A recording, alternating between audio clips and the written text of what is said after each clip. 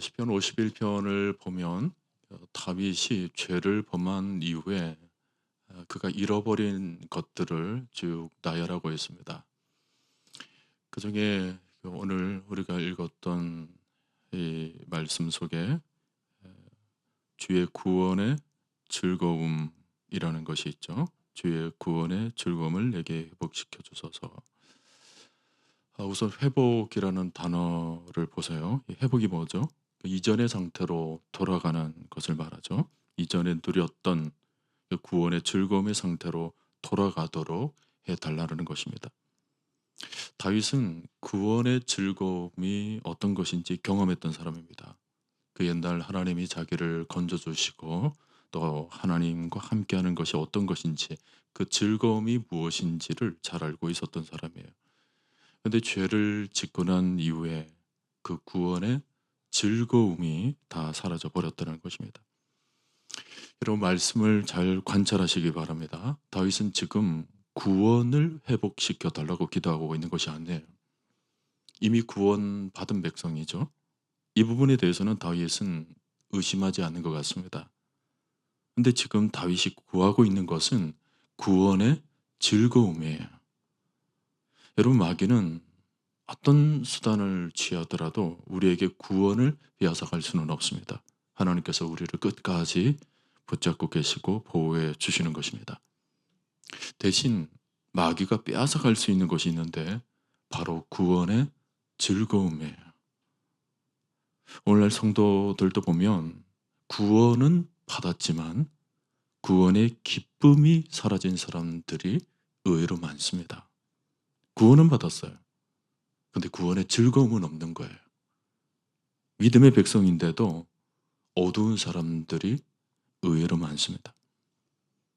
신앙생활에서 구원의 즐거움을 빼앗겨 버리면 신자와 불신자의 차이가 별로 없어 보입니다. 내가 구원 받았나 안 받았나, 구원이 내게 있는 것인가, 이 구분이 없어지면서 아주 심각한 상황이 발생합니다. 그런 삶에 거룩한 삶을 기대할 수도 없죠. 늘 흔들리니까 그렇습니다. 구원을 받았다라고 얘기를 하는데 늘 마음이 흔들려요. 이단들이 접근하는 멘트 중에 하나가 뭐냐면 요즘 당신 기쁘십니까? 당신 교회 다닌다면서요. 근데 당신 마음속에 기쁨이 있습니까? 진리의 문제까지 우리의 마음을 흔들어 놓는 것입니다. 그래서 내가 기쁨이 없는데 하면 이제 넘어가는 거예요. 이단들이 그렇게 해서 우리를 넘어뜨리는 것입니다. 여러분 신자에게 있어서 이 구원의 즐거움은 대단히 중요한 문제입니다. 하나님이 우리에게 구원만 주신 것이 아니에요. 구원의 즐거움도 우리에게 주셨다는 것을 반드시 기억하시길 바랍니다.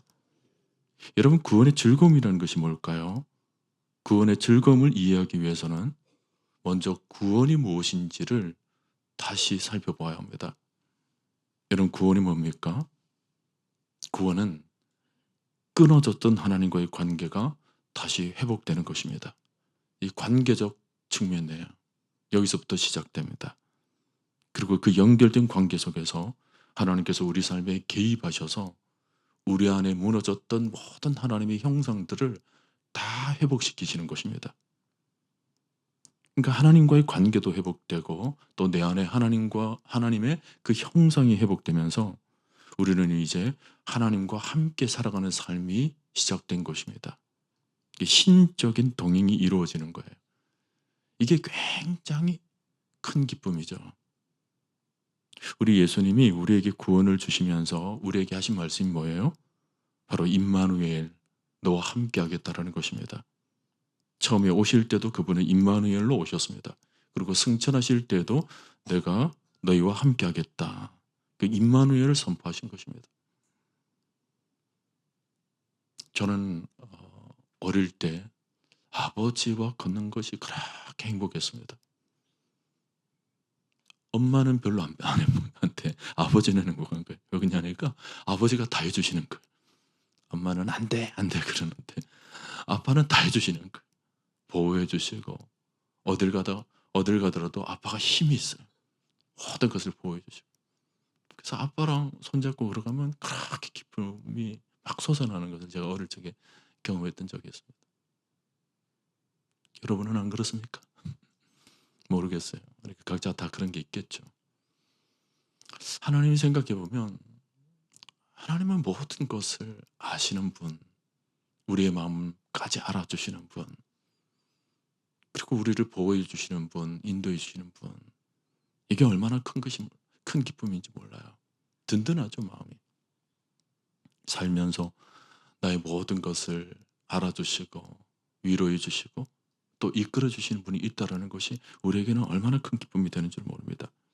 그러니까 주님의 임재 가운데 주님과 동행하며 살면서 주님께서 내 삶을 다스리시는 그 천국이 지금 펼쳐지는 거죠. 아빠 아버지를 부르면서 모든 것이 회복되면서 아버지 보좌 앞에서 살아가는 것. 이게 큰 기쁨입니다. 여러분 구원의 즐거움이라는 것은 이런 기쁨이 구원 안에 다 담겨져 있다는 것입니다. 그러니까 구원과 즐거움은 동떨어져 있는 것이 아니에요. 지금 다윗이 언급하는 joy라는 단어는 굉장히 매력적인 단어입니다. 그 안에 생명이 있다라는 거예요. 그 안에 아주 엄청난 파워가 있다라는 거죠. 여러분 우리가 구원을 받았다라는 것은 우리가 어둠에서 빛으로 옮겨졌다라는 것입니다. 이것은 단순히 상태가 조금 나아진 것이 아니라 완전히 다른 영역으로 옮겨지게 된 것입니다. 다른 세계예요. 같은 세계인데 조금 개선된 수준이 아닙니다. 여러분 빛은 모든 밝음을 의미합니다.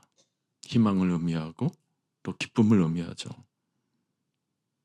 시편 4편 7절을 보면 주께서 내 마음에 두신 기쁨은 그들의 곡식과 새 포도주가 풍성할 때보다 더하니이다 그랬습니다. 그러니까 오늘날로 말하면 주께서 내 마음에 두신 기쁨은 은행에 쌓아둔 적금보다 더하니이다 그런 말이에요.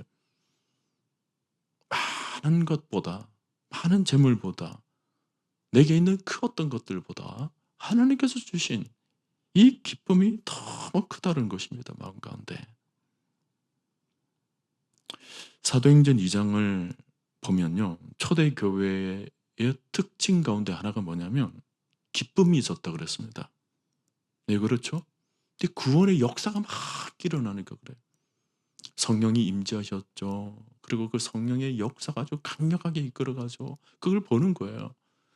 그 성도들이 구원의 역사, 하나님의 역사, 그리고 성령이 아주 내주하심, 성령의 풍성이 충만히 그 임재하심 그런 것들을 바라보면서 성도들이 막 기뻤다라는 거예요. 그래서 사도행전의 공동체는 기쁨의 공동체였어요. 복음이 살아있는 기쁨이 넘칠 수밖에 없는 거죠. 그럼 사도 바울도 보세요. 환경적으로 본다면 전혀 기뻐할 것이 없잖아요. 멸시받고 조롱받는 그런 시대 속에서 자기도 어딜 가나 그렇게 환대받지 못하는 그런 분위기. 늘 마음 가운데 어려움만 있을 수밖에 없었던 그런 환경인데도 사도 바울은 복음을 접하고 주님을 만나고 그러고는 하나님께서 주신 놀라운 기쁨을 영원히 누리면서 사는 사람이 되었습니다. 감옥에 들어가도 기뻐요. 그 속에서도 찬송이 나옵니다. 기쁨이 아주 솟아나니까 그렇습니다. 성도들에게도 뭐예요? 편지를 쓰면서 항상 기뻐하라. 감옥에 있는 나 때문에 염려하지 말라는 거예요. 항상 기뻐하라. 환난 중에도 즐거워하라 그랬습니다. 바울은 구원의 즐거움을 확실하게 누리고 있었던 사람입니다. 여러분 신앙생활이라는 것은 내가 받은 구원으로 인하여서 아주 즐거워하고 기뻐하는 삶을 사는 것입니다. 오늘 여러분 안에 이 구원의 즐거움이 회복될 수 있기를 바랍니다. 정말 우리가 구원의 즐거움이 사라지지 않도록 하나님께 기도를 해야 돼요. 우리 신앙에서 영적 생활의 위기가 언제 찾아오느냐면 이 구원의 즐거움을 잃어버렸을 때입니다. 구원의 즐거움을 잃어버리면 덩달아 많은 것들이 사라지는 거거든요. 제일 먼저 예배의 감격이 사라집니다. 예배가 형식적으로 변하게 되는 거죠. 예배를 드리기는 드리는데 건성으로 드리는 거예요. 찬송을 해도 기도를 해도 그냥 형식적이게 되는 것입니다. 여러분, 구원의 즐거움이라는 것은 예배 속에 절정을 이루는 거거든요. 예배 드리고 싶어서 일찍 나오고, 그래서 예배 끝나도 가지를 않아요. 그냥 주의 자리에 머물고 싶은 거예요. 우리 교회 어떤 분은 예배를 드리는데 1부도 드리고 또 쉬었다가 또 2부도 와서 또 드리고 그러시는 분들이 있습니다. 예배 드리는 것이 즐거운 거예요.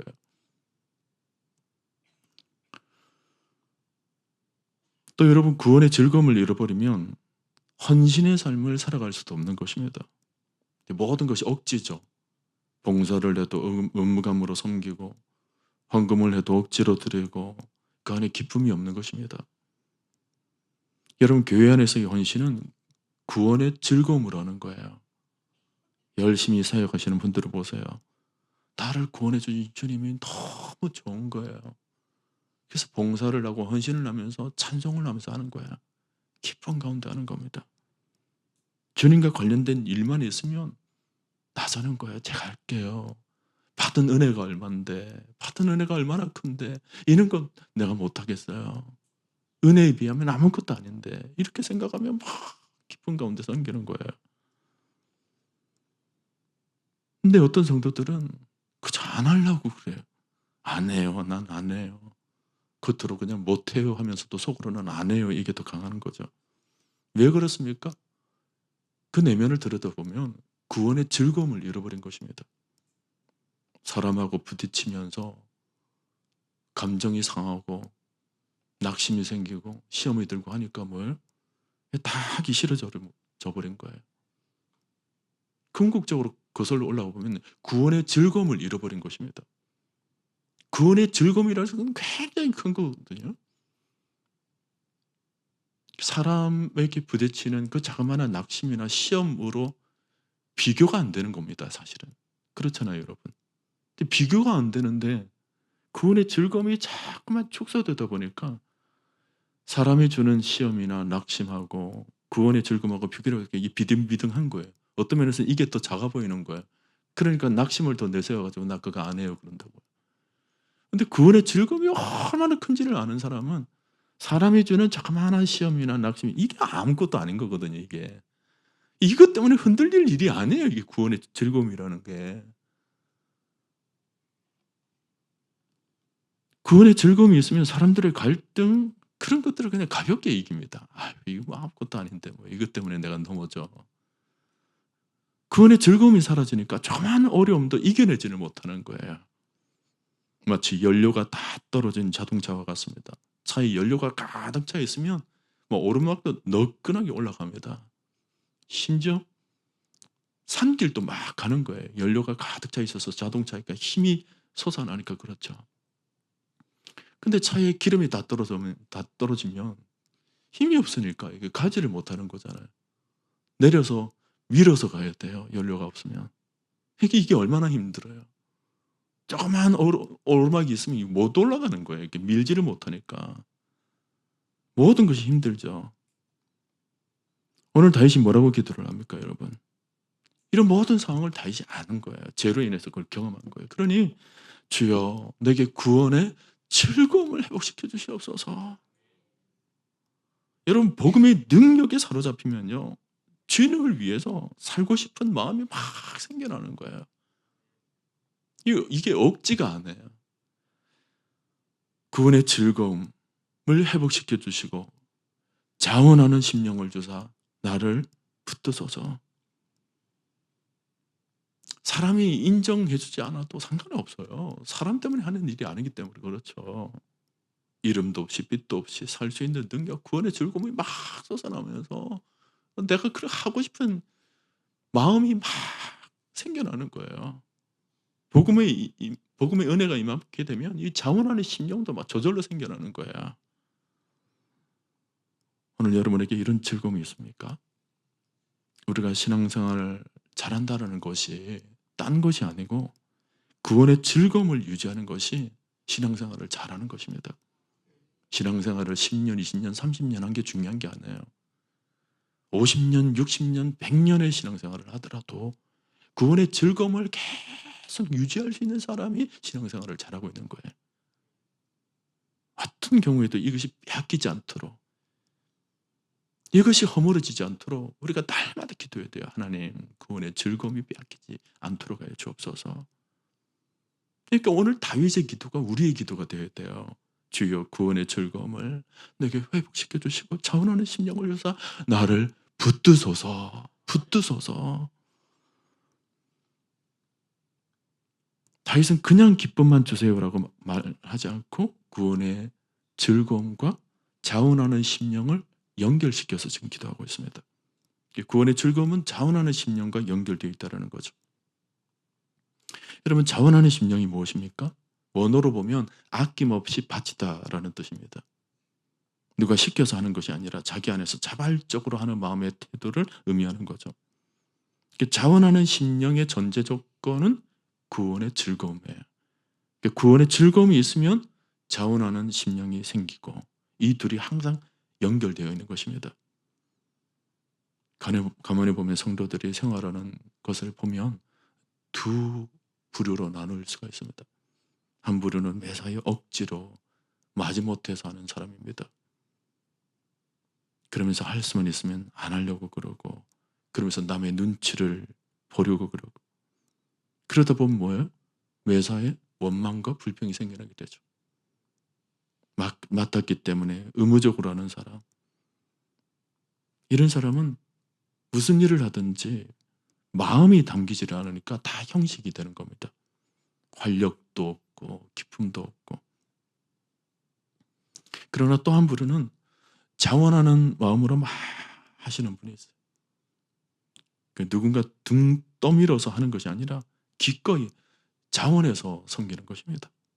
이런 사람은 남의 눈치 볼 것이 없어요. 사람 때문에 하는 일이 아니니까 사람 때문에 흔들릴 일이 없는 겁니다. 직분 때문에 의무감으로 하는 것도 아니고 누군가 칭찬해줘서 일하는 것도 아닙니다. 자기 스스로 자원해서 하는 거예요. 내가 좋아서 하는 일이 되다 보니까 거기는 뭐예요? 기쁨이 있는 거예요. 감사가 있는 거예요. 과거 다윗의 삶이 그랬습니다. 골리앗을 상대로 물맷돌만 들고 나아가는 모습을 보세요. 누가 시켜서 한 게 아니에요. 뒤에 이스라엘 군사가 사울이 다윗 네가 나가봐. 그 한 거 아니에요. 보니까 거대한 말단 비대증 환자가 앞에서 뭔가 고함만 지르고 있는 거예요. 골리앗이. 그러니까 그 쳐다보니까 하나님의 눈으로 바라보니 얘겐 말도 안 되는 얘기를 하고 있는 거예요. 그래서 다윗이 자원하는 심령으로 나는 만군의 여호와 이름으로 나 이렇게 가겠다 하고 뛰쳐나갔잖아요. 칭찬받으려고 한 것이 아니에요. 뭐 맡은 것 때문에 의무감으로 나간 것도 아닙니다. 맡은 것도 없어요. 돈을 준다고 해서 떼어나가는 것도 아닙니다. 자기 스스로 자원해서 나간 마음이었어요. 또 예루살렘 법궤가 들어왔을 때 다윗은 기쁜 마음으로 춤을 췄습니다. 왕의 채통을 생각하고 그 궁궐의 예법 같은 것들을 따졌다면 옷이 벗겨질 정도로 춤추지는 못했을 것입니다. 근데 뭐예요? 하나님의 법궤가 들어오는 것을 보니까 너무 기쁜 거예요. 그러니까 자원하는 마음이 생겨서 춤추고 노래하며 찬송을 하며 나아갔던 것입니다. 여러분, 우리 예수님도 한번 보세요. 십자가를 지시는 마음이 어떤 마음이에요? 자원하는 마음이에요. 백성들이 네가 하나님이면 십자가에 내려오라 온갖 조롱을 했을 때도 예수님은 묵묵히 십자가 길을 걸어갑니다. 왜 그렇죠? 주님이 스스로 선택하신 길이기 때문에 그렇습니다. 사도 바울도 이런 예수님을 따라서 자원하는 심령으로 그리스도의 종이 되었습니다. 여러분, 이것이 복음의 능력이에요. 지금까지 역사가 쭉 흘러오면서 수많은 주의 일꾼들을 다 들어보면 다 자원하는 심령이었습니다. 여러분, 저 오지에 누가 나갑니까? 자원하는 심령을 가진 사람이 선교하러 나가는 거예요. 부름받아 나서면 어디든지 가오리다. 어디든지 어떻게 갑니까? 자원하는 심령이 있을 때 어디든지 가겠다라는 거예요. 복음의 능력은 억지가 아니에요. 의무감이 아니에요. 마치 뭔가 거래하듯이 어느 선까지도 아닙니다. 주님이 이렇게 해줬기 때문에 내가 이래야 한다. 그런 수준도 아니에요 사실은. 그리 아니하실지라도 내가 나가겠다. 이게 굉장히 큰 기쁨이 있으니까 그래요. 복음의 능력은 한계가 없어요. 여러분 오늘 우리가 십자가를 왜 묵상합니까? 여러분 십자가의 능력은 우리를 그렇게 만드는 거예요. 기꺼이 하나님의 사람으로 살겠다라고 우리의 모든 몸을 들이들어 만들게 하시는 거죠. 구르네 사람은 처음에는 억지로 주님을 대신해서 십자가를 졌다라고 그러죠. 그러나 전승에 의하면 그도 나중에 복음을 받아들이고 난 뒤에 십자가를 억지로 지지 않고 정말 자발적으로 생명을 바쳤다라는 기록이 있습니다. 신앙생활에 있어서 자발적으로 헌신하는 것이 매우 중요하다는 것을 그 짧은 에피소드로 보여주는 거예요. 주님이 얼떨결에 십자가 지고 가는 것을 옆에 섰다가 얼떨결에 마치 억지로 십자가를 대신 지었는데 나중에 복음의 의미를 깨닫게 되니까 모든 것을 다 바치는 자발적인 사람이 되었다는 것을 그 짧은 에피소드를 복음서에서 남기고는 우리들에게 보여주고 있는데 결국 뭐예요? 복음을 받아들이게 되었을 때 복음을 마음 가운데 채우게 되었을 때 우리가 어떤 사람이 되는가를 이렇게 보여주는 거죠. 여러분 우리가 복음을 정확하게 만나고 십자가를 분명히 경험하면요. 내 안에 즐거움이 생겨나죠. 그 즐거움은 우리로 하여금 자원하는 심령이 되도록 만드는 것입니다. 복음의 능력이 사로잡히면 주님을 위해 살고 싶은 마음이 스스로 생겨나는 거예요. 사람들이 인정해 주지 않아도 상관없어요. 알아주지 않아도 상관없습니다. 오직 복음의 은혜가 나를 이끌고 가는 거예요. 다윗은 지금 이 구원의 즐거움이 회복되도록 하나님께 기도하고 있습니다. 주의 구원의 즐거움을 내게 회복시켜 주시고 자원하는 심령을 주사 나를 붙드소서. 오늘 여러분 중에도 이 기도가 필요하신 분들, 내가 신앙생활을 10년, 20년 했는데 구원의 기쁨이 다 식어지신 분들, 직분도 있고 헌신의 자리에 있기는 한데 즐거움이 사라지신 분들, 오늘 다윗처럼 하나님 앞에 엎드리시길 바랍니다. 주의 십자가를 다시 묵상해야 돼요. 구원의 즐거움을 회복하는 길은 오직 하나예요. 다시 십자가로 돌아가는 것입니다.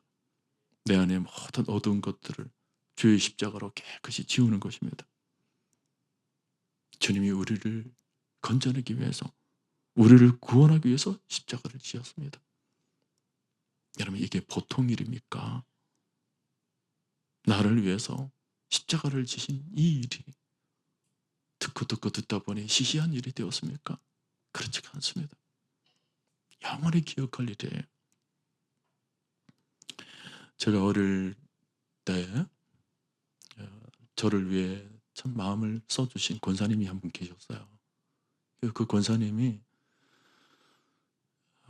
같이 신앙생활 하다가 이제 가정의 일이 되어서 미국으로 이제 이민을 가시게 되었습니다. 그때 어린 저에게 이민을 가시면서 바지를 하나 사주셨어요. 골덴 바지라고 옛날에 그런 게 있었죠. 골덴 바지를 겨울철이었는데 그걸 하나 사주시고 가셨어요. 그 어린 마음에 그 바지를 하나 받아 입고는 그게 얼마나 감사인지 몰라요. 겨울을 정말 따뜻하게 보냈습니다. 그리고 그 바지 속에 담긴 권사님의 마음이 참 잊혀지지가 않는 거예요. 어릴 적 일이었습니다. 늘 그 권사님 생각하면 바지가 생각이 되고 그 바지 때문에 늘 권사님 너무 감사하다, 너무 감사하다 그런 마음을 늘 가지고 있었어요. 그랬던 제가 이제 어른이 되고 또 결혼도 하고 이제 신학교도 가고 그래가지고 제가 미국으로 더 공부하기 위해서 유학을 가게 된 겁니다. 마음속에 그 권사님의 생각이 나죠. 그래서 권사님을 찾아봐야 되겠다. LA 저 위에 샌프란시스코 가까이 콘코드라는 그런 곳에 권사님이 계신다는 것을 알고 제가 찾아갔어요. 그런데 그 권사님이 저를 보더니 굉장히 반갑게 맞아주시는 거예요. 그래서 제가 권사님께 뭐 이런저런 얘기도 나눴지만 권사님께 그런 얘기를 했어요. 권사님, 그때 권사님이 제게 주신 바지 너무 감사했어요. 얼마나 따뜻하게 제가 입은지 몰라요. 제가 권사님이 남겨주신 그 바지를 볼 때마다 늘 권사님을 생각하고 또 생각했답니다. 그랬더니 권사님이 피고 웃으면서 하시는 말씀이 그 바지가 뭐라고? 주님은 우리 박 목사에게 얼마나 많은 것을 해주셨는데, 얼마나 많은 것을 해주셨는데, 제가 그 얘기를 듣는 순간 가슴이 뭉클해진 거예요. 저는 그 권사님 바지 하나 때문에 그렇게 기억하고 또 기억했는데, 권사님이 하신 말씀, 주님은 너를 위해 얼마나 많은 것을 해주셨는데, 그게 제 가슴에 팍 꽂히면서 제가 그 말 한마디에 주님을 생각하게 된 거예요. 바지 하나 해주는 수준이 아니에요. 주님은 힘들 때, 어려울 때 늘 내 곁에 해주셨고, 바지 하나가 아니라 먹을 것, 입을 것, 모든 것을 우리 주님께서 해주신 그 모든 일들, 제가 생각하니까 주님의 은혜가 너무 귀한 거예요. 더 귀한 것은 죽을 수밖에 없었던 나를 건져내기 위해서 십자가를 지신 그 십자가를 생각하니까 이건 바지 하나하고 비교가 안 될 정도로 너무 크셨다는 것을 제가 깨닫게 된 거예요.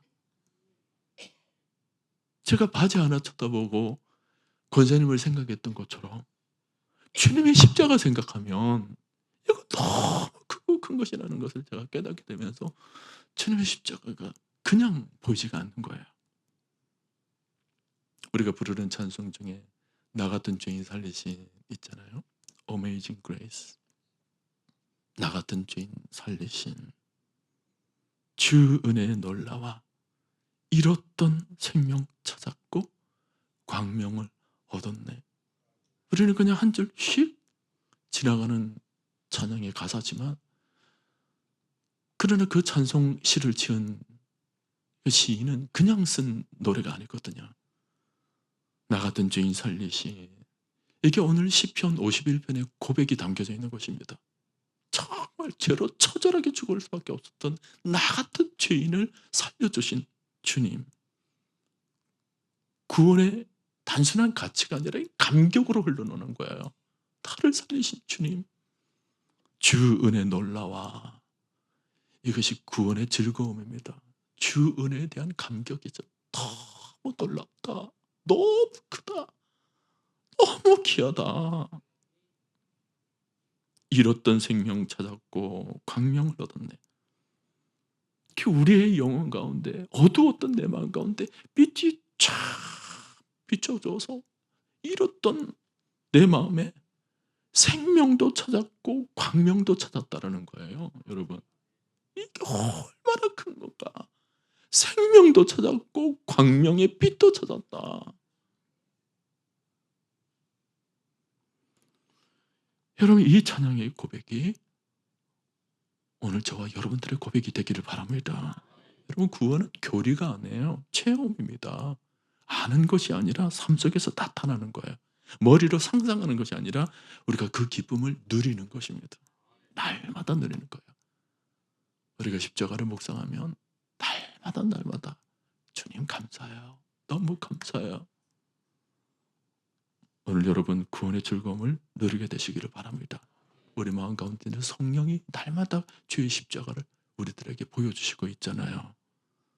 그러니 모든 삶 속에서 하나님의 그 안겨다 주신 이 구원의 즐거움이 여러분 삶 가운데 가득 회복되시기를 바라고, 오늘 하루를 살면서도 그 기쁨을 누림으로 이 땅에서 하늘의 기쁨 가운데 주와 동행하며 주의 빛 가운데 살아가시는 주의 자녀들이 다 되시길 주님의 이름으로 축복합니다.